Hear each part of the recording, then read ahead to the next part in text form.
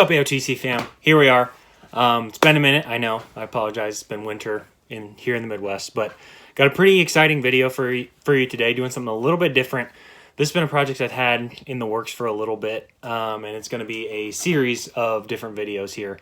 So this will be the first. So as you probably saw by the title, it's a rundown of the lures that have won the Bassmaster Classic.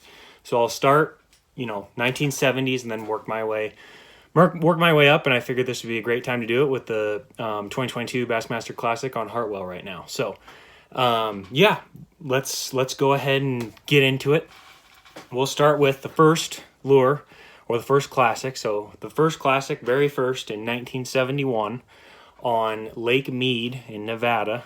Bobby Murray of Hot Springs, Arkansas, won with 43 pounds, and he was fishing cover that was only 2 feet deep, so real shallow, really shallow cover, and this was the first of his 2 classic wins. So, and what he caught the majority of his fish on was a Zorro aggravator spinnerbait.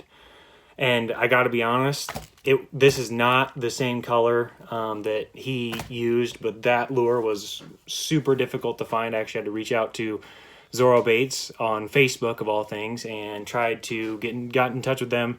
So shout out to them. They sent me one of the older lures that they had, but it wasn't one that old, so I ended up finding that one on eBay. It was super hard to find.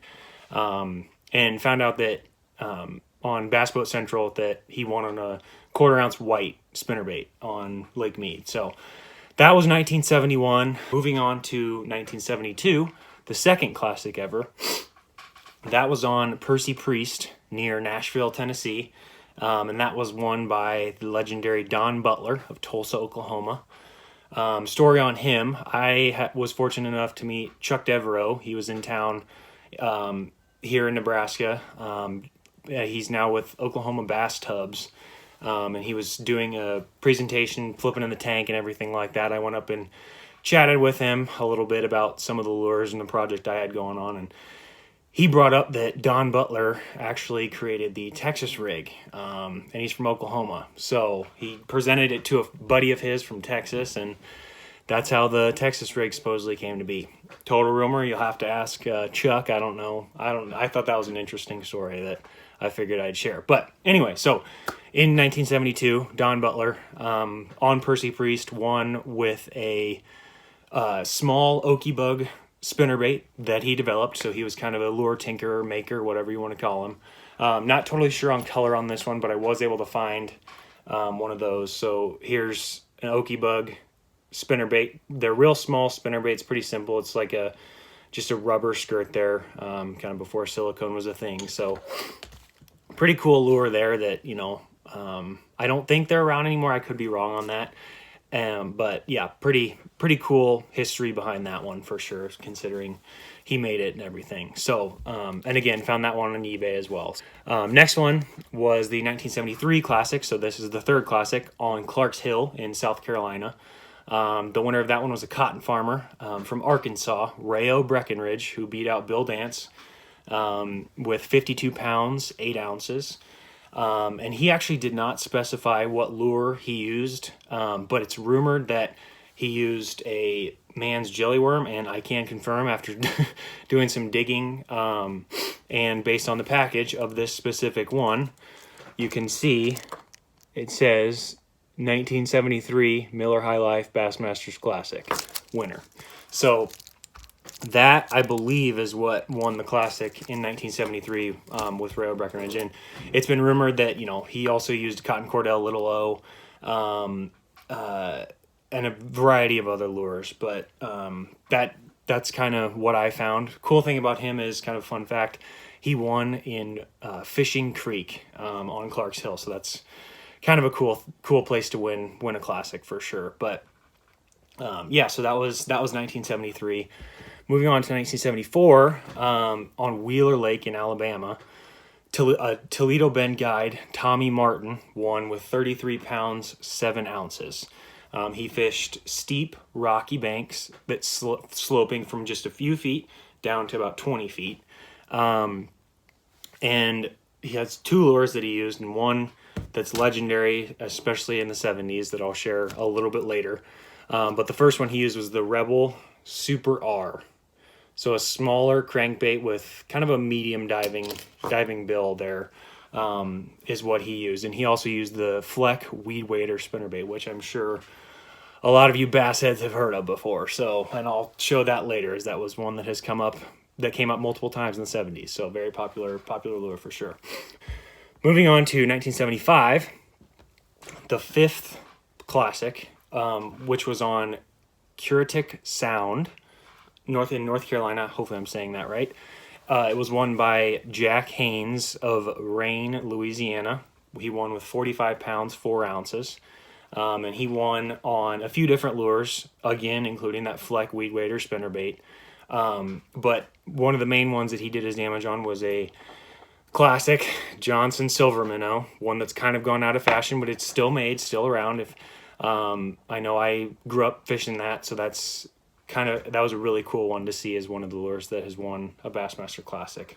So that was the 1975 Classic there. Moving on to 1976, on Lake Gunnersville in Alabama, good old Ricky Clunn won his first Classic with 59 pounds, 15 ounces. And again, on the Fleck Weed Wader spinnerbait. So there's that guy.